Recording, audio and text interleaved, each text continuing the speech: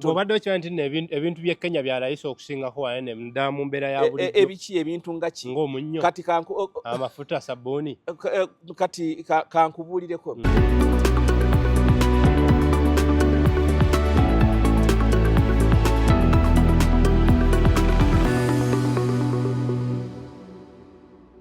Ate SMO News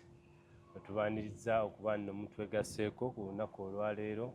nga tuli ku puroguramu yaffe The Criss-Cross okuba nti nno tuzze tunyumyemu ng'olina omuweereza wo Seriga Alvin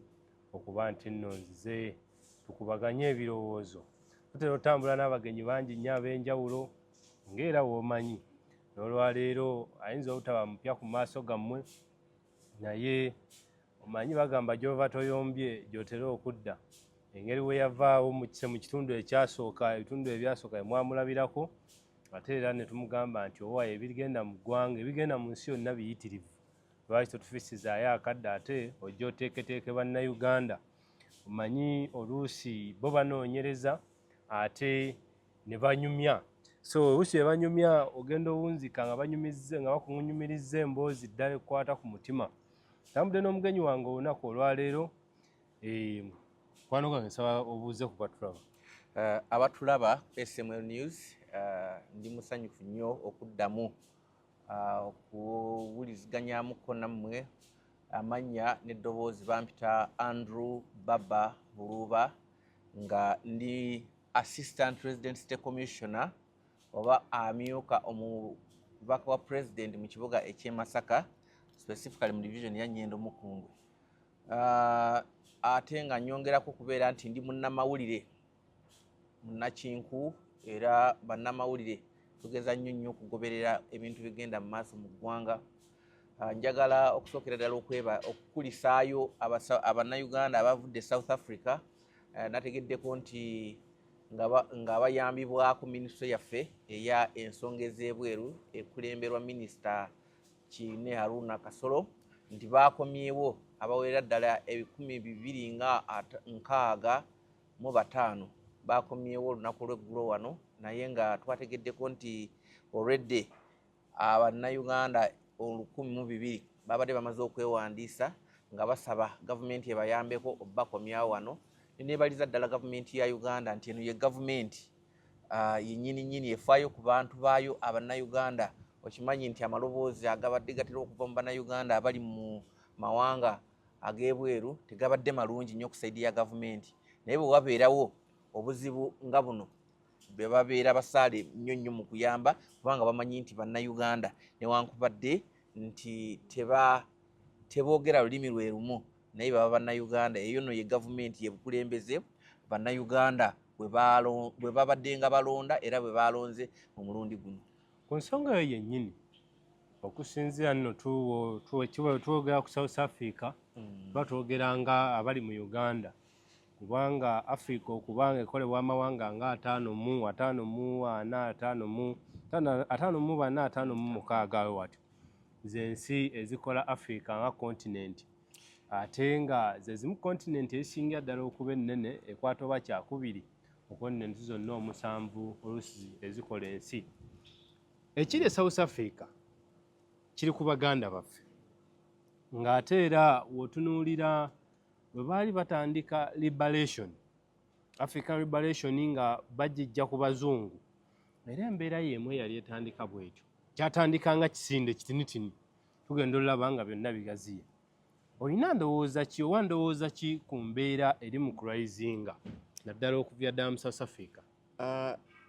Kusookedde ndowooza mu Africa wonna okwetooloola kontinenti yonna eya Africa abantu babadde si basanyufu mu kigenda mu maaso mu ggwanga era ku Baafrika abaagenda e South Africa, naye ng'era ndowooza kiri understandable. Wabula kyenjagala tutegeere nti South Africa ggwanga eryawukanira ddala mu mbeera eza bulijjo ez'abantu mu bulamu bwe bawangaaliramu nti babadde bakyaliko waggulu okugeraageranya n'amawanga amalala mu Africa. South Africa ggwanga tto nnyo kubanga lyafuna independence mu 1994. 1994 kumpi Uganda yali imaze okwefuga okumala emyaka nga 32 efunye independence so bo ne bagifuna wabula eggwanga lino okusinziira ku bazungu abangi abaaliyo abaafuga eggwanga lino okumala ebbanga eggwanvu baatuka ekiseera ne bateekateeka eggwanga lino nga baliteekateeka ng'eggwanga lyabwe nga bamanyi nti wajja kubeera waka era n'olwaleero bw'ogendayo nti waliyo aba South Africa bangi nnyo nga bannansi naye nga beeru kati bateekateeka eggwanga ng'abateekateeka eggwanga lyabwe kati bwe bamala okufuna independence ne baggula booda abantu abafirika bangi ne bayingira mu South Africa bw'oba okitunulako ng'oli Uganda kyangu nnyo okukiika ensingo n'ogamba nti abantu bano si benkanya kubanga bali ku baganda baffe babagobaganya naye nabadde ngezaako okutunulira omukyalo ono gwe bayita Jacinta Ngobese Zuma yali muwala muto nnyo ndowooza ali mu myaka 20 oba 30 awo nga yakagiyingiramu yali muweereza wa radio yatandika movement eno gye bayita March and March yatandika mu March 2024 nga bo kye bagamba baagala gavumenti eyongere okunyweza mu mateeka ag'abantu abayingira mu ggwanga abagwira South Africa erina abagwira abantu abavudde abagwira okuva mu mawanga amalala abatalina biwandiiko no by the way nga baweerera ddala wakati w'obukadde 2.4 bukadde 3.10 population eba nnene nnyo naye bano bavaayo bagamba nti twagala abantu bano abatalina biwandiiko abayingira mu ggwanga lino mu bumenyi bw'amateeka nga bavuye mu bafulume eggwanga kubanga kitegeeza ki nti abantu emiliyoni 3 enambiira bwe bayingira mu ggwanga nga tebalina biwandiiko bagenda kuteeka strain ku social services eziri mu ggwanga for example South Africa erina ebyobulamu ebisingaku mu mawanga ageetoolodde wano mu Africa nti omuntu bw'abeera nti mulwadde asobola okugenda mu ddwaliro waliyo facilities zonna ezimala n'agenda n'afuna obujjanjabi nga tasasuddeyo ennusu yadde meka yadde 10 kati bw'otuuka nti ku social services ezo ziplaningiddwa eggwanga nti kuliko abantu abalala kubanga twogedde ku miliyoni 3 3.10 abo be bantu bokka abatalina biwandiiko naye ate era waliyo balala bangi nnyo for example bannayuganda high commissioner wa Uganda omwami obu yabadde tuwaako statistics yagambye nti bonga embassy balina figures ez'abannayuganda abali registered bali 9,000 naye n'agamba nti naye bangi nnyo bw'oba ogasseeko n'abo abatali registered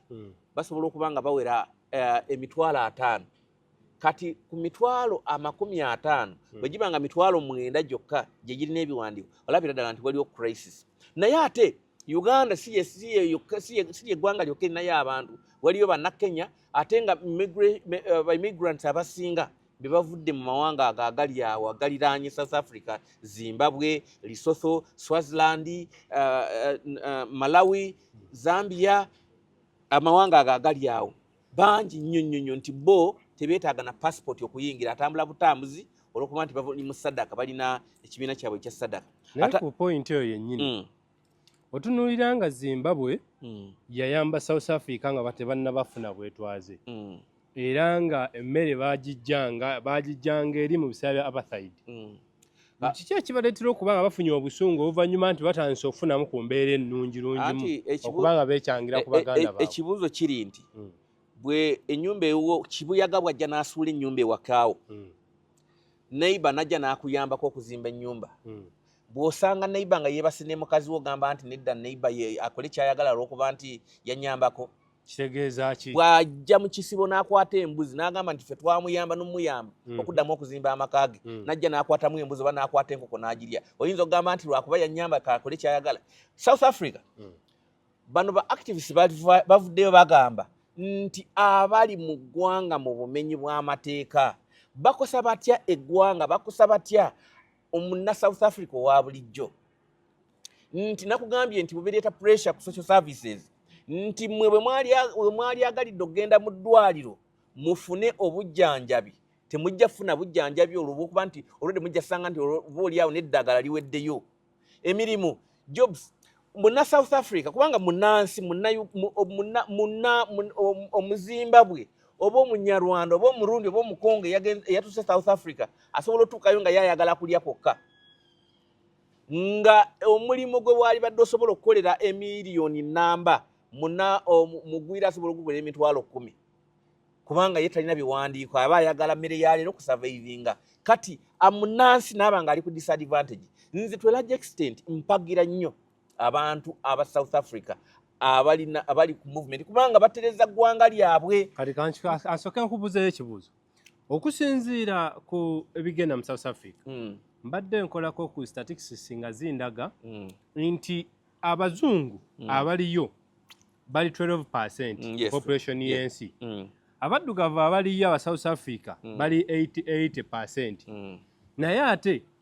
12% eyina ettaka ddene n'okusinga 80% kati golowooza ate katutunuulira nti abaddugavu anti kati nze kyenjagala mu debate eno ezo internal affairs za South Africa oba baddugavu oba kubanga eggwanga lya South Africa abaddugavu abo boogamba abeeru abaliyo bamazeyo emyaka egisoba mu 10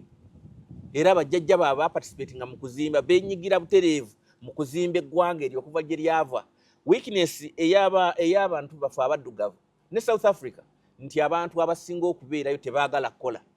abazungu abali South Africa batagala kukola anti gamba aba South Africa bengamba abaddugavu aba South Africa tebaagala kukola kati bali abazungu abeeru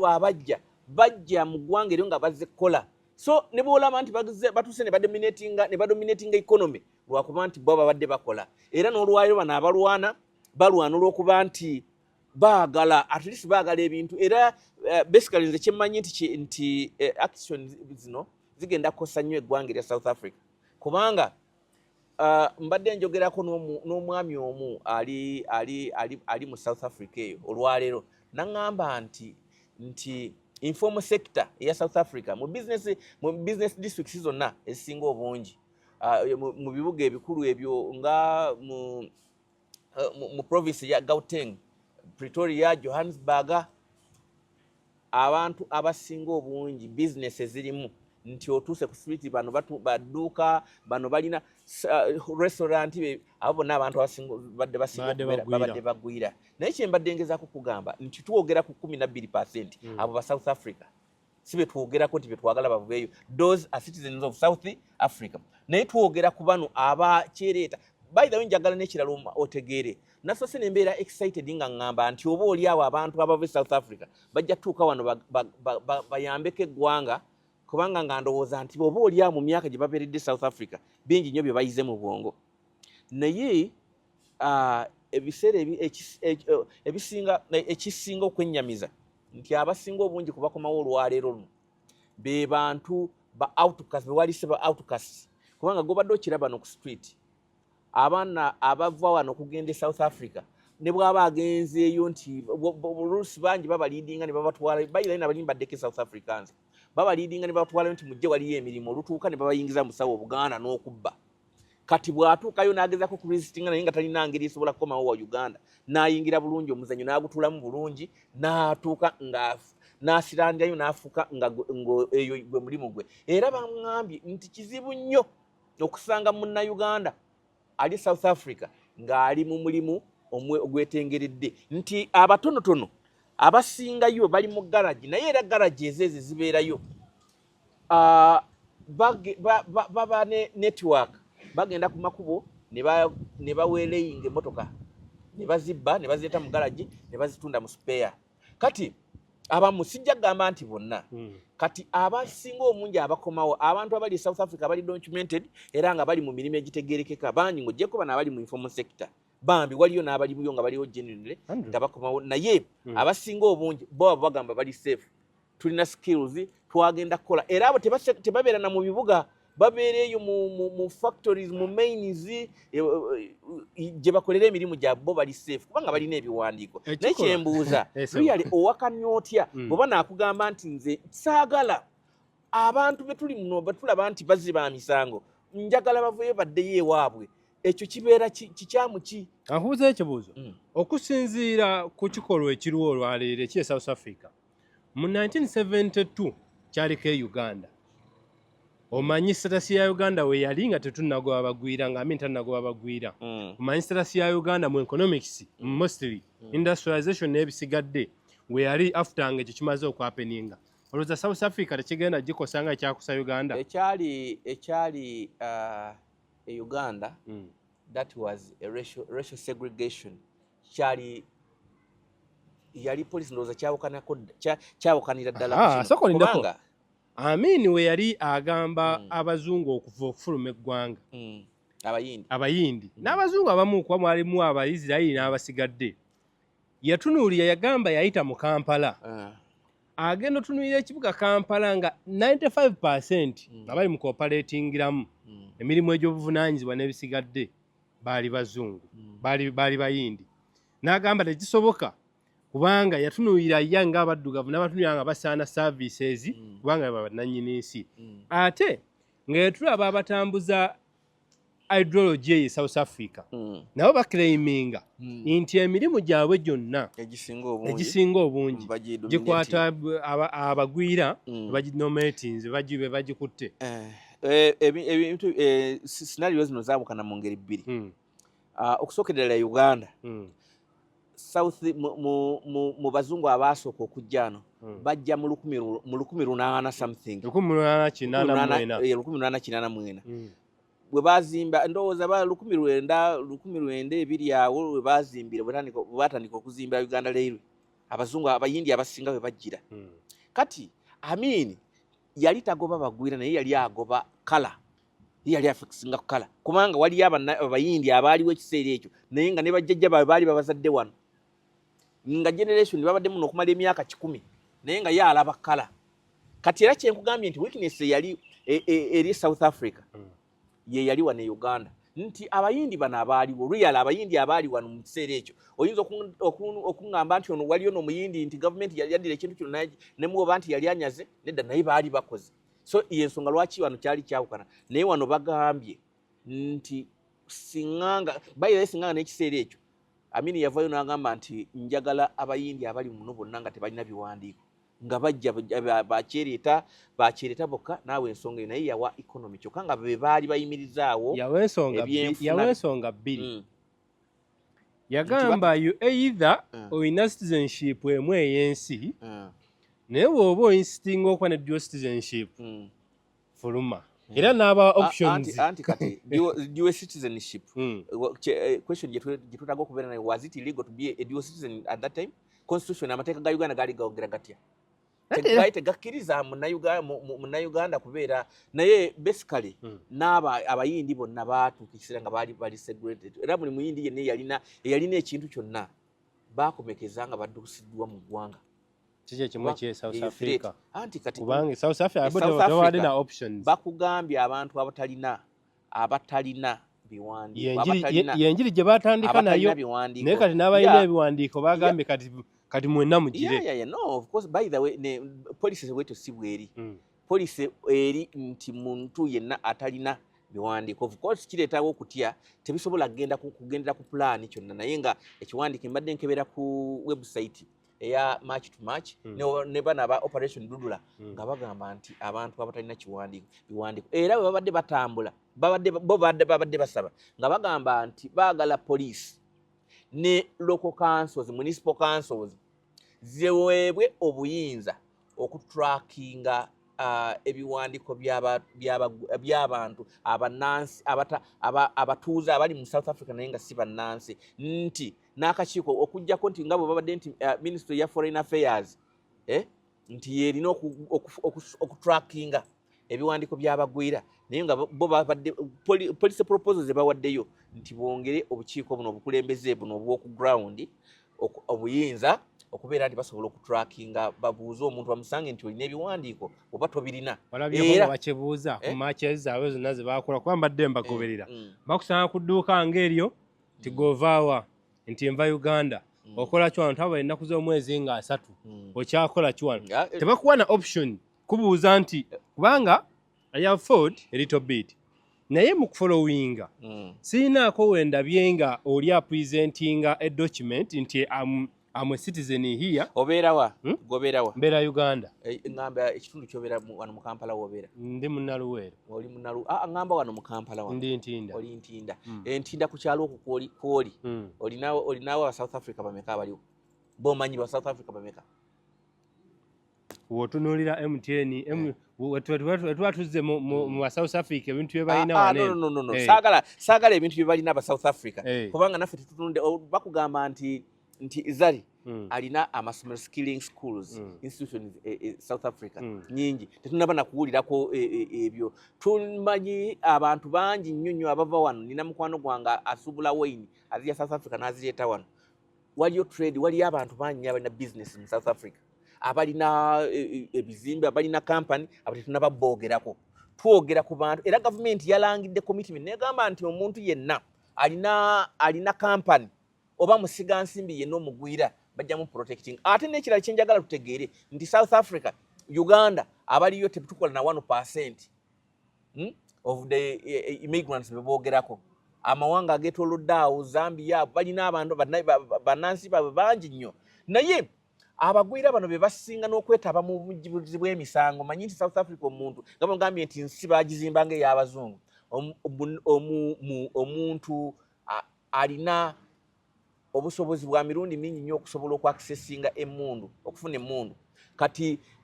buli lunaku owulira abakubiddwa amasasi, abattiddwa. Waliyo ekibinja eky'abantu abava e Lesotho bajja n'emmundu zino AK-47 batuuka ku main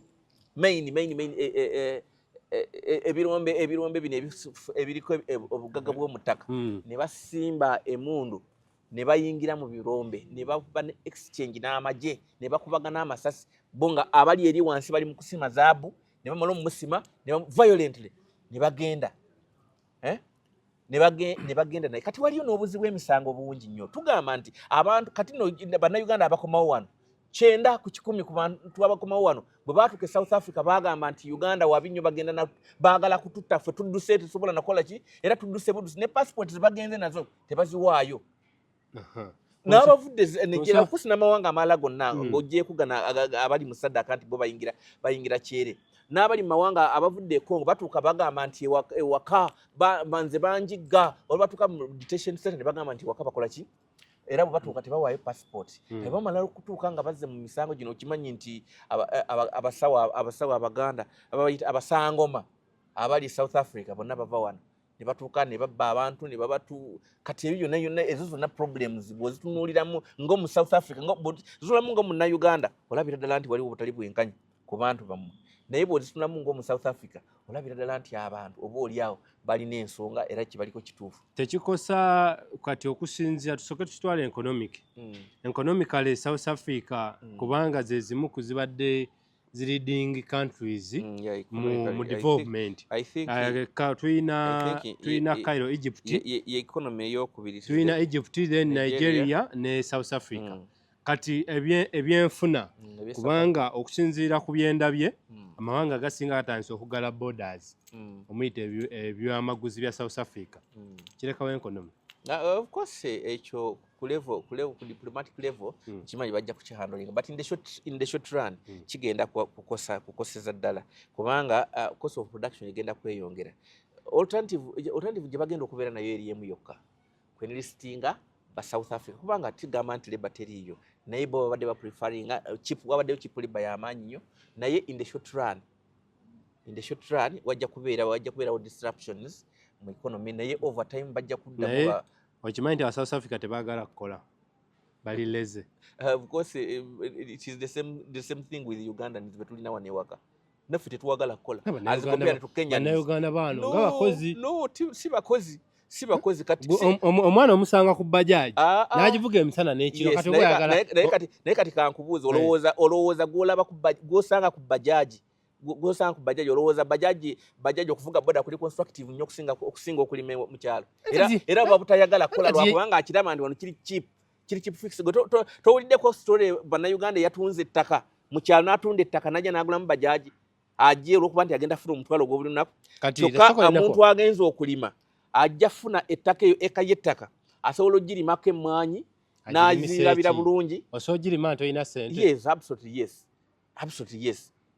really wamma sokoli ndeko ndina surprise nti oli weruweru oli waluweru naye nongamba nti oli mukiisa wa president yes enye munyendo mukungwe singa osanga abavubuka mukaaga nga baagala nga bali mu kuba buloka ku poloti waabwe taata oba bajjajja bwaba yabalekera banoonyeemu ate esobola okufuna capital naye nga tebalina sente za nku nene newe batemye ettaka tewaliiwo nku oyinza bba advise anti kati look here era teri yagenda kuwa buli kyoyagala naye at least ebeera initiative nnungi nti batandise watya kale asobola okubeera obwongo bwe kiba kisobola okubeera bintu byanjawulo nnyo omuntu atemye agize buloka asobola okusaba neighbor n'amuwa omuti n'agamba nti mpa omuti ngenda kuddamu nkusasule oba asobola okudda mu sente za gavumenti gye ziri nnyingi nnyo oyinza okundaga nti ndimukola mbavubuka sente teri bajeti efuluma tomanyi mbuuza gye ziri bajeti efuluma efuluma erambisa sente z'abakadde bajeti n'efuluma ng'erambisa sente za PDM n'ez'abakyala naye sinaabayo ku bajeti efu eri allocated nti abavubuka abakwata 78% mu ggwanga Uganda baba allocatingidde trillions 3 oba billions 8 tonnawulira oyagala kati mbuli abakwala na Uganda babesonga okulaba okusookerera ku sente za PDM zennyini kuliko percentage nti abantu at least 30% of the beneficiaries aba PDM bateekwa okuba nti baki bavubuka. Secondly, waliyo sente zibayita eza YLP waliyo ziwuliddeko youth livelihood program eyebaddewo etambudde okumala esingana zino intervention zonna PDM waliyo wuliddeko sente z'emyoga ezo zavaawo tulaba gyeziri ate tezikyaliyo gyeziri kola omwoga bayirayo forming a group ey'abannamawulire wano mubeera abannamawulire nga 10 oba 20 nzo ŋŋambye nti twamaze oforminga group wano tuli mu division kino sinya nakawa just gwe nkusindike ewa RCSO we nakawa Edwin Benessa ajja kugaidinga era sente ojja zifuna mu bbanga ttono nnyo na mu kiseera kitono nnyo otuuke muli zikozesa obuzibu obuliwo nti abavubuka abaffe nga bwe nkugambye nti olw'obutayagala kukola sente bazifuna olumala ozifuna ne baziwasaamu ne basenguka ne ku kyalo ye problem ebaddewo ye mentality mindset kati omuntu asobodde bwe musanga nga akubye amatafaali nga yeetaaga nku nja mulagira awali sente ajja zifuna ku nsonga y'emu eyo ebyobufuzi bya South Africa obirabawa kuba bagenda mu kalulu bagenda mu kalulu osuubira ekibiina ekyaleeta pulezidenti kimuzza local government elections si followinze nnyo elections naye ekiri South Africa nti for the first time okuva ANC we yali yakwata obuyinza mu 1994 elections zibaddewo yaluzinze majority era saawa eno ne baba nti bali mu alliance eyabibiina bakoze mukago as of now ndaba nti ekibiina kino ekyamalema kikyaliko wala kubeera nti kyasobola okukola ki okutwala obuyinza so mu mukago mu alliance gye balimu tugezaako comparinga situation eri mu South Africa as of now ne national politics anti kati yensonga lwaki abeekalakaasi bafunye liwe okola kye baagala kubanga ordinarily government yali badde ya reining in kubeekalakaasi abo naye bagenda mu kalulu batya okufendinga kubanga ensonga eno eriko it is a popular cause mu South Africa very popular cause it's a very popular cause mu South Africa nti bali mu kugoba abagwira bannansi bafune preference nti ne bw'onooba oyagala okulonda omuntu gw'ogenda okuwa omulimu mulina okuwa aba South Africa preference only by the way bwekyo bwe kiri mu mawanga amalala gonna amawanga ageetoolodde wano bagamba nti olina okunoonya eggwanga oba oli mu Canada oba oli mu UK olina okusooka okulaba nti sikiru gy'oyagalirako omuntu oyo tewaliiwo bannansi basobola kukola mulimu ogwo ensonga lwaki olaba abasinga okugendayo okuva eno bagenda omuntu ne bamuwa visa eya caregiver kubanga tewaliyo omuntu ali willing kubeera caregiver kugenda alabirire abalwadde alabirira abakadde mu ddwaliro nga munnansi yensonga lwaki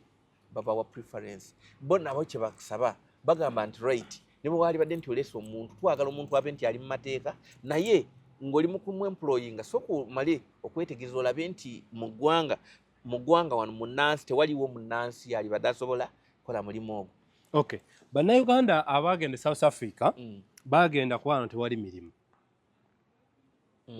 kiwe kiri babazizza bakola ki South Africa babadde bakola kubanga era bw'otunuulira government service ebadde receiving nga muri every year mu budget era ng'olaba nti abaana abagenda e Bulaaya abali outside the country bayingiza government yayingiza kumpi billioni emu n'obukadde nga obwo obwa dola so kitegeeza nti babadde bakola nti agenda n'afuna emitwalo ebiri n'asindikira Calvin 5 nanga abo bine ensaasaanyiza mu ggwanga oza tekigenda yatya gavumenti yaffe waneeno ogiteeka ku pressure nti odde abaliwo ba Alvin tetunnafuna kyakukola ate waliwo abalala abajja mu manifesto ya muzeegi yakoze abadde afokasinga okugaziya ekonomi eno etuuke ku 500 billion kisoboka ekyo eyo nayo programu ndala kyetugenda otandikirako kisoboka bulungi kubanga tulabye bulungi ku show yange gye nali nayo wano nalaba nti okusinza ku budget gye basomye bakugambye nti economy bagiprojecting okukula ebitundu 10 next year this financial year okulira ku 10% economic growth kati bwe tuba nga tuli ku economy yaffe eri ku 66 billion kitegeeza nti mu myaka 10 ku 10% we need less than 10 years ku economic growth ngeri ku level eyo nga tetulina kyetwongeddeko bwe tugenda ku 10% projection ya leero nga tetunudde tusobola okutuuka ku 13 oba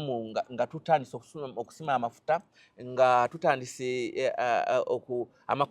amakolero industrial parks zonna nga zimaze okujjula nga bamaze okusikiringa skilling programs eza government nga zitandise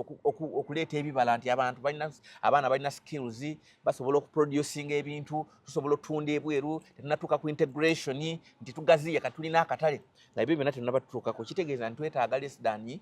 years okubeera oba okufuna $500 billion kyetwogera ku kiriwo olwaleero twogera ku kiriwo olwaleero programu ndala tugajogera gye tujotandikirako next time so kyembadde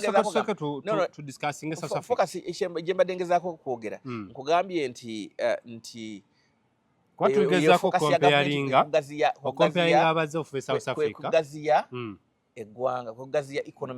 economy yaffe kati bwe tuba by the way bwe tutuuka ku billioni 5 South Africa erina right now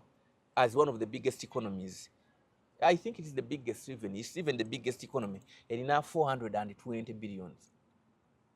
400 mu bracket yeyo mulimu n'abalina billion nga 2 so that means that if we can achieve that tulina economy esinga South Africa nga bweri olwaleero tulina economy esinga South Africa nga bweri olwaleero so mu kiseera ekyo what do we need labor abantu baffe bonna abaliyo twagala kuba assimilatinga mu production process eya Uganda nti buli munnayuganda yenna waali n'abali e Bulaaya bajja kutuuka ekiseera nga bavuddeyo tujja tutuuka ekiseera focus yaffe twagala tutuuka ekiseera nga tetukyetaaga kuweereza abantu kugenda Buwarabu bakole ate gavumenti yabaweerezaayo gavumenti batisi yabaweerezaayo olw'ennaku gye basanga eno ku gavumenti nkugambye kuba ngambye mu kisa president nkugambye enteekateeka eriwo yeeyo ate nga already tutandise birabako tugende Namanve olabe industrial park eri awo ey'Namanve yokka genda ekapeeka tambula ogende eggulu tambula ogende Embaale buli wamu wonna waliwo industrial park nebaza president nti bwe yabadde eno yatusuubiza okutuwa industrial park mu Greater Masaka namu either waliwo suggestions bbiri wano Erukaya mu Kalungu ne Masaka mu district ey'okufuna industrial park kati ngezaako okulaga nti buli wamu wonna industrial parks weeziri okimanyi nti tuli mu industrial drive already amasannyalaze tugalina enguudo tuzirina government ya planninga okwongera capacity y'amasannyalaze omwaka guno okubeera nti jasobola okushieldinga industries zaffe kati bwe tuba nga tulina amakolero ekkolero erimu lisobola okuemployinga abantu directly abantu beri employinga no zisingira ddala omuntu atuukawo n'agamba nti gavumenti wagala emirimu gya gavumenti esobola ku employinga bantu bonna gavumenti abantu beyeetaaga baba just less than 10% of the population. Okay. Naye nga gavumenti eyo yennyini yeina okubuildinga mechanism eyamba buli munnayuganda okuba nga ali employed. Yo nga direct esobola kuba employed. Naye mechanism. What do we talk about mechanism? That is ideal but not realistic. It is realistic. Teri yoggwanga mu nsi yonna litalinaamu bantu batalina mirimu. Limpe. Yogere gwanga nja nakugamba nja nakubuulira nti buno oyogera ku USA nti abantu abali unemployed mu USA bangi okusinga abali e Uganda. Wetunuya population yaffe waneena abavubuka bangi. Certainly abavubuka bangi. Abavubuka ffe abasinga abo. Omanyi lwaki bangi? Lwaki? Okusokedera lwaki olowooza abavubuka bangi mu Uganda olwaleero? Kiri simple. Edda nga gavumenti tenaba kujja omuntu buli yazaalanga abakazi 10 lwe baazaalanga abaana baali basobola okuwona baali 6 nga be basobola okutuuka okusebulinga ne batuuka emyaka by then ne basobola okuweza emyaka 10 emyaka 5 nga only 6 kati gavumenti bwejja nesobola okuimprovinga ebyobulamu nesobola okuimprovinga embeera z'abantu eza bulijjo nesobola okuleeta programs eza immunization gwe wali olabyeko mu kyalo kikyoli wali olabyeko omuntu omwana myaka 10 myaka 15 2 nga alina amagulu bwegati aga polio kati wano olwaleero bwe watuukanga ku kyalo ng'almost bwe twatandikira okusoma nga bw'otuuka mu class olabira ddala aba community oyinza okusanga community nga muliko abantu nga 30 abaagongobala amagulu kati polio abo be baali basurvivor abasinga polio yabakwatanga endwadde ezo zinamutta twalina bilharzia twalina endwadde nga kwashako kati zikyaliwo yensonga lwaki bannayuganda olaba nti abavubuka bangi lwakuba nti wabaddewo factors ezibakkiriza okuwangaala okukula batuuke mu myaka gino tekijja accidentally. Okay, kati government webe bayambyeko okukula ebateeseteese otya okuba basurvivinga mu bukulu bwabwe. But absolutely kyenjagala bw'oba weetoolooza ebintu bino njagala weetooloole tuli mu East African community erimu amawanga laba Tanzania laba Kenya laba Rwanda laba Burundi laba South Sudan laba Ethiopia laba DR Congo. Amawanga ago ogezeeko okweteeka ku minzaani n'abavubuka beeyo n'abannansi beeyo obulamu bwe bawangaaliramu obugeraageranye ne Uganda lw'onoova osobole okufuna ekifaananyi ekitegeerekeka ekyogera ku ggwanga lya Uganda ne gavumenti kubanga emirundi egisinga obungi muntu ajja kuvaayo akugambe wano tuli bubi nnyo mbadde nkola research ku issue ey'emisolo ng'abagamba emisolo wano gitutta era owa wano bw'aba ali mu kulwana bayita ne mugende ku makubo mwekalakase nti amafuta emisolo mibi nnyo batufuga bubi agende Kenya n'ajjayo ani Babu Owino naye nga bw'oba wegeraageranya mu East Africa wano wonna ffe tulina tax burden esinga okubeera wansi ne tax base gobadde okimanyi nti ebintu bye Kenya byalayisa okusingako wane nda mu mbeera ya bulijjo ebiki ebintu nga ki ng'omunnyo kati amafuta sabbuuni kati kankubuulireko genda noonyereza bbeeyi ya cupa y'omwenge Kenya nakyo anedda omwenge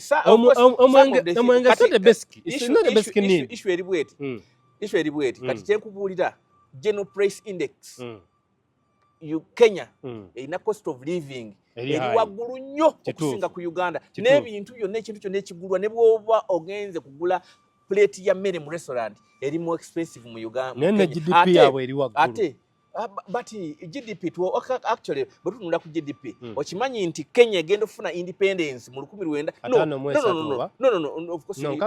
yali nkaga mwesa naye mu 1962 Kenya yali economy yayo yali erina I think yali na bilioni 13 13 billion US dollars yes eya Uganda ngeri milioni 3 milioni okay kale actually milioni yali milioni 3 naye by 1986 by 1986 Uganda yali 6.7 billion. Yes, billion. 6.7 billion. Ovanyuma 40 years President Museveni kati mu 66. Kashaka President Museveni buli mwaka. Soko that is okay. That is okay. Kati soko na twali ne argument hiyo ne Simon Muyanga Lutaya. Ne mugamba nti buli mwaka gwa Uganda eyongerako ne nkugamba nti tunulira GDP ya Germany eri kuki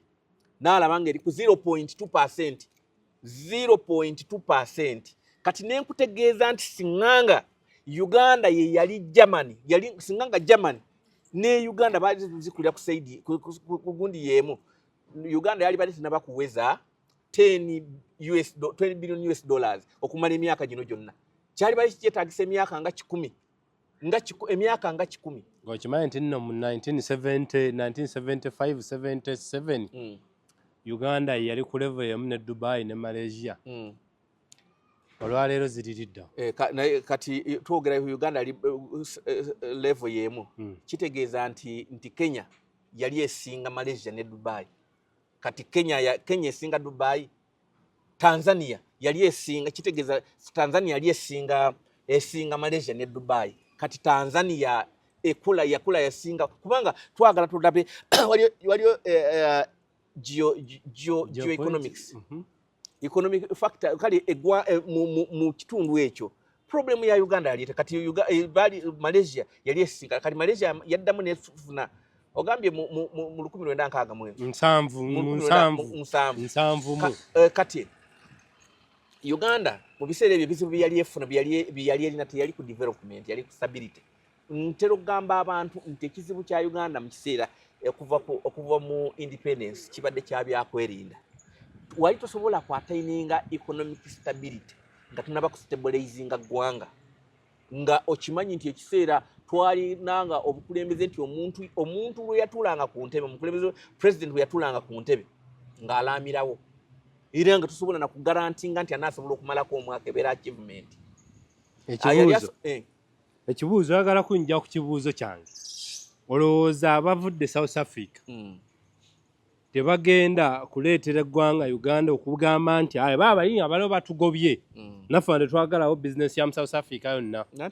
the issue is not about business zaba na Uganda eziri ku level eyo jeziri tuli mu kwogera ku business oyogera ku Uganda ina abantu milioni kumpi 4 abagwira mu kwanga milioni emu n'ekitundu milioni emu n'ekitundu of course yeyo census official figures nalabayo census yennyini yavayo netugamba abatongole ba Bible batugamba ne batugamba nawe nyine tebeekakasa nti waliyo 1.5 million people abantu abali ba refugees mu Uganda abaliwo Uganda by the way mu immigration ya Uganda abantu bano balina ebiwandiiko ng'abagwira era abantu abali mu ggwanga lino nga sibagwira waliyo operations ez'aba refugee eza immigration ya wano nga zitagetinga abantu abo abagwira abali mu ggwanga tebalina biwandiiko era bwe babasanga baba deportinga oba ne babatwala mu detention centers ne bafuna ebiwandiiko baba bamaze beekaanyo so eyo ye police ebeera buli ggwanga lyonna kyenjagala okutegeeza abantu baffe abe Uganda ekirungi nti tulina government erina capacity ejja kuassimilatinga abantu bano eba rehabilitating babayingize mu program za government basobole okulivinga obulamu obulungi era nakwalabyeko ministry yabikwate biraze ng'evaayo okugamba nno twaloketinze sente bweziti ez'abaana abajja akasente kebagenda otandikirako kati ebyo bigwatte biraze bigwatte biraze si issue ya bigwatte biraze kubanga bano banna Uganda abali eri bavuddeyo they are coming back they are coming back home so nkimanyi wajja kubeerawo programs bamaze bateekateeka waliyo ekiwaayo ekya PLU nategeddeko informale nti balina groups mwabadde bacommunicatingira okubeerako n'engeri gye basobola okukola ki oba rehabilitatinga naye kye beetaaga wano e Uganda beetaaga kujja just batuule balivinga obulamu obuli nnomu obw'abannayuganda abalala kubanga ekibagobye eri tekibadde kyeya oba nti mutenza ggulu yeyabalumbye n'olwekyo njagala gavumenti okubeera obulindaala nti abantu bano abajja beetaaga rehabilitation kubanga si be bantu abali awo nti ababadde abateefu ennyo yonna gye babadde naye bonna bannayuganda era balina kyamaanyi nnyo kye bongerako era nze naalibadde nsaba ne bannayuganda abalala bonna bakomewo wano mu ggwanga. Bw'obanga ogamba nti wandyagadde bannayuganda bonna bakomewo mu ggwanga mbasi tutegere naye nkusaba osibula abatulaba. Bannange ababadde batulaba olunaku olwaleero ndi wa mukisa nnyo okuwuliziganyaako nammwe njagala okubasiibula era ntumireko abantu bange okusingira ddala ab'e Masaka abanyendo mukungwe nti mbalamusizaako nnyo n'omukulembeze eggwanga abaagala nnyo. Nange ku SMO News UG mu programu yaffe The Crisscross Seruiga Ovini yabadde ng'akutuusaako programu neyanziza.